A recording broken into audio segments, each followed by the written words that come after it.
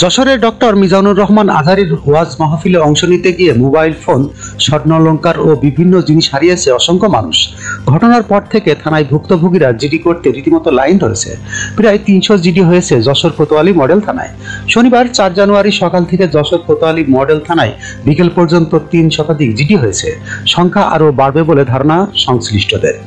শুক্রবার ৩ জানুয়ারি রাতে শহরতলি ফুলের হাট আদ্দিন সকিনা মেডিকেল কলেজ হাসপাতাল চত্বর ও আশপাশ এলাকায় মাহফিলে গিয়ে মুসল্লিরা তাদের জিনিসপত্র হারিয়েছেন।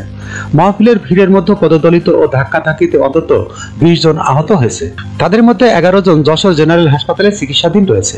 জানা গেছে, আদ্দিন ফাউন্ডেশন আয়োজিত ৩ দিনব্যাপী তাফসিরুল কোরআন মাহফিলের শেষ দিন শুক্রবার রাতে বক্তব্য দেন জনপ্রিয় ইসলামী বক্তা ডক্টর মিজানুর রহমান আজহারী। তার আসার খবরে ধর্মপ্রাণ মুসল্লিদের ঢল নামে সমগ্র মাহফিল এলাকায়। সকাল থেকে শীত উপেক্ষা করে মানুষ জামায়াত হয়। বিকেল থেকে মাহফিল স্থান ছাপিয়ে সড়ক মহাসড়কে শিশু, নারী, পুরুষের ঢল নামে। দুপুরের পর সড়কে যানজট দেখা দেয়। এজন্য অনেকেই পায়ে হেঁটে গন্তব্যে পৌঁছায়। সব সড়কে ঢেউ নিয়ে গিয়ে মিশে ফুলের হাটে।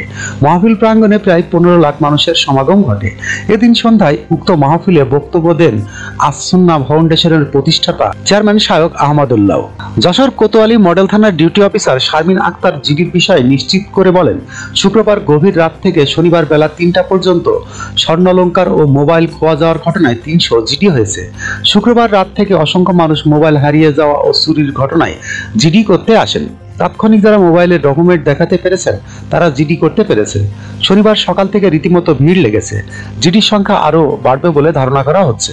যশোর কোতোয়ালি মডেল থানার ভারপ্রাপ্ত কর্মকর্তা ওসি আব্দুর রাজ্জাক জানান, ৩ দিনব্যাপী বৃহৎ মাহফিল হয়েছে যশোরে।